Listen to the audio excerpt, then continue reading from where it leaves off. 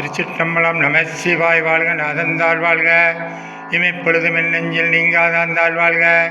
கோகலியாண்ட குருமணி தந்தாள் வாழ்க. ஆகமம்மாய் நின்ற அன்னிப்பான் தாழ் வாழ்க. ஏகன் அநேகன் இறைவனடி தாழ் வாழ்க. திருச்சிற்றம்பலம்.